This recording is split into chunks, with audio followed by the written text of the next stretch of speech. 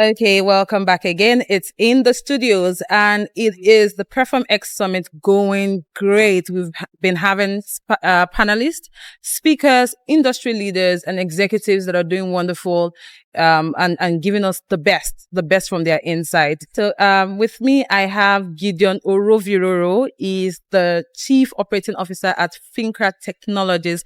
Welcome to the show. Thank you so much. Thank you. All right. It's a wonderful session. The panel session was intriguing, and I just want to have a couple of insight conversations with you. Sure. My first question is, how do you, given your role, so how do you close the gaps between cultural intelligence in the workplace and understanding marketplace value? How do you merge and close that gap? Okay, so first of all, let me understand what you mean by cultural intelligence. So when I say cultural intelligence, I mean your workplace culture. Okay. Right? How do you marry that? Because in the workplace, we have different dynamics of people that you work with for sure. And looking at the marketplace where you operate, we have different dynamics and you're bringing it to a specific goal. How do you ensure that the gaps of people, performance, how do you ensure those gaps are closed? What are the metrics that guide you to ensure that you're still in line with the vision for Fincra Technologies? Okay, so there's something that I want. So I'm going to say this and shout out to OK, who works with our team, because he introduced something very powerful. He calls it, it's from, I can't remember the author now, but it's called the 6 working geniuses. Okay. And he says that everybody's a genius, but most people don't know how they are geniuses. Right. So the 6 working geniuses are: there is wonder, there is invention, there is discernment, there is galvanizing, there's enablement, and then there's tenacity. So the way to make sense of it is, like, think about a plane, right? So a plane is trying to take you from A to B. And the wanderer says, do we have a sense of where we are going? The inventor says, I have an idea, right? So he comes up with a bunch of ideas. The discerner says, okay, this idea has merit over this other idea. So idea A is better than idea B. So that's what the discerner says. The galvanizer says, okay, so we've made a decision on idea A, right? Let's go, everybody. He galvanizes the team to go there. And then, of course, you need enablement. The enablers are the guys who say, all right, guys, let's go. We can do this, right? Yeah. What do you need for me to get there? And then the people with tenacity are those that eventually land the plane. You need people across these 6 working geniuses. So, for instance, the person who might be great at giving ideas might not necessarily have the tenacity to execute those markets in the workplace. Yes. And you want to be really careful when it comes to managing this, because if you have a tilt towards people who have a lot of tenacity, but they don't have ideas or invention, then you will not know when it's time to change, when you've reached an epoch-making moment, when it's time to shift gears. But if you also have people who have more ideas or more wanderers, you're just going to be in idea land, right, but you're not actually going to get stuff done. Execution, yes. So you need a healthy mix of these people on your team. The wanderer is going to say, marketplace dynamics are changing. Right. And the way we used to do things before are no longer how it works in this new environment. So that now calls for change. And of course, the inventors are like, actually true. And, just the pin analogy repeats itself. Yes. And so the balance here is to say, in my culture, who do I have? Who are my assets on the team? Now, you have different functions in your company. You have the finance, you have the product management, you have the technology. You have to ask yourself, am I adequately staffed with the right geniuses in these functional departments, such that I can package all of my talent? Because that's really what you're selling, right? That's what differentiates you from the competition. And then I can go out into the marketplace, identify opportunity, and more importantly, capture opportunity.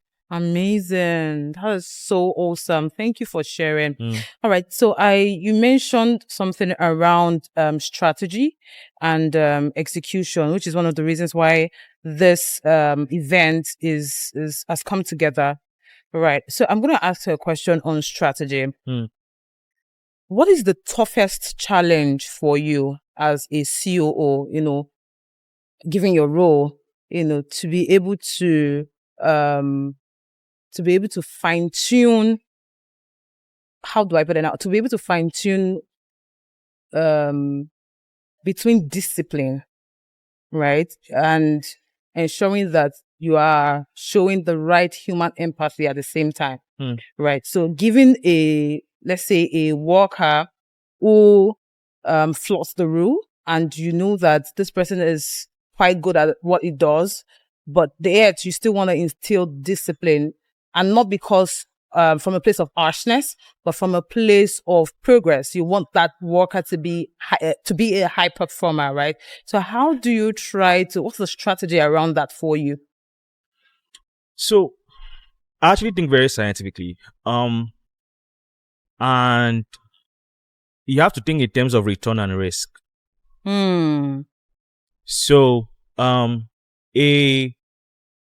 the reason why it's not a clear-cut yes and no is because many things are context dependent. Right. There are situations where you might actually have a great performer, but they might not want to conform to the rules of your organization. Exactly. That's it. So you have to ask yourself, when it comes down to it, what does this person bring to the table? Is their skill rare? Do they bring some level of insane significance that, has a significant impact on my bottom line?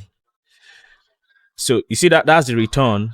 And then, of course, the risk is that, this person might keep signaling to the team that indiscipline is allowed and thereby break the ranks. So in that case, if this person has significant or is a high return over the risk, then you have to ask yourself, in a shape where you need to maintain order, can I treat this person like a contract staff? So in that way, you get to give me value, almost like an Apple John Ive situation, right? So John Ive worked under Steve Jobs. Yeah. Right? He worked as a product designer. Then, of course, Steve Jobs died. Yeah. God rest his soul. And then, Tim Cook took over. And then Johnny Ive went to do his own thing. Right? But then, of course, they had an arrangement, and then I've had his own shop. And guess what? He's giving you value while, still giving you some leg up over the competition. Right. So that's just an example. Right. Again, it comes to the return risk, because many a times you have to be really practical when you are. Charlie Munger will tell you, Warren Buffett will tell you that decision making is the job of a CEO or a leader. Yeah. Number one is capital allocation. I will add talent allocation. Yeah. Because usually everybody has a risk return. Sometimes your most loyal staff might not necessarily be the sharpest staff.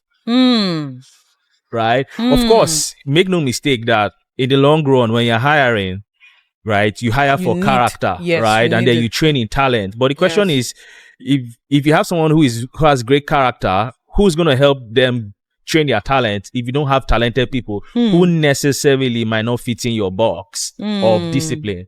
Right. So it has to be that balance. And over time, it's also possible that you can win this talented staff over, and then they come to your side and maybe they start to follow the rules. Right. But when it comes down to it, I don't like either or situations, because either or situations are like devil and deep blue sea. No, it's my job to say, okay, this road leads to the devil or the deep blue sea. So how can I figure out the third part out of it? Ultimately, if you're already in a situation where sadly you can't come out of it, it is what it is. Right.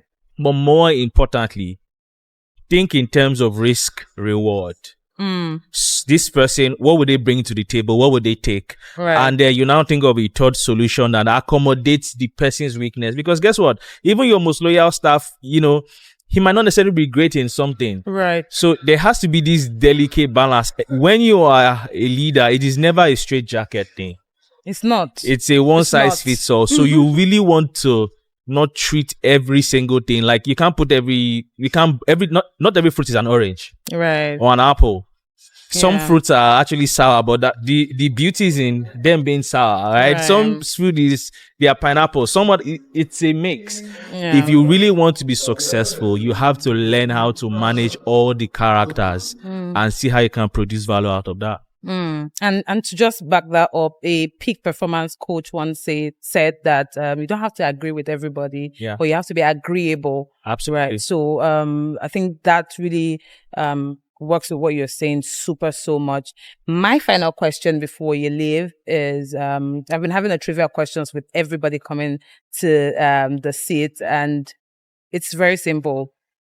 Should we have a time capsule of some sort, and you could go back 10 years or perhaps 5 years into your early career days, stage, what is that one decision or step career-wise that you feel like you could have taken differently, or perhaps you could have encouraged yourself to take, and it could have brought so much of progress in your because I mean you're doing fantastically well as of now, but you feel like if I could just have taken this particular step or decision, I would have had a great return, I would have had a great fast track, what's that one step?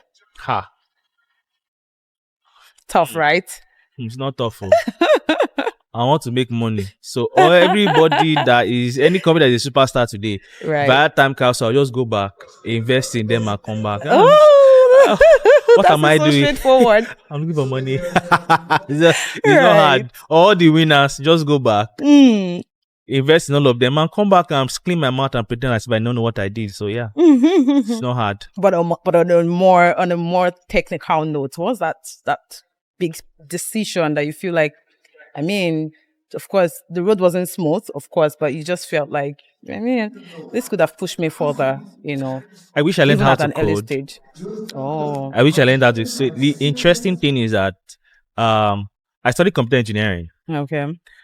But then the way the computer engineering was presented to me, I remember one day being in class, and then the lecturer was trying to tell us how a robot works. So you were saying you have to imagine, okay? So the hand does like this. He was showing the hand in class. So just imagine the conventional African school. When you're setting the exam for me, you're not asking me to imagine the answer. But you're teaching me, I say, just imagine it has I was like, what's going on here? So I was like, I just really shut down from it. But I really wish I took it more seriously, and I think I'll be 10 times better than where I am by now. All right. Thank you so much, Gideon, for so coming much. in. Thank you for sharing your insight. Thank you so much. Take care. All right. Thank you, Bye-bye. guys. Bye.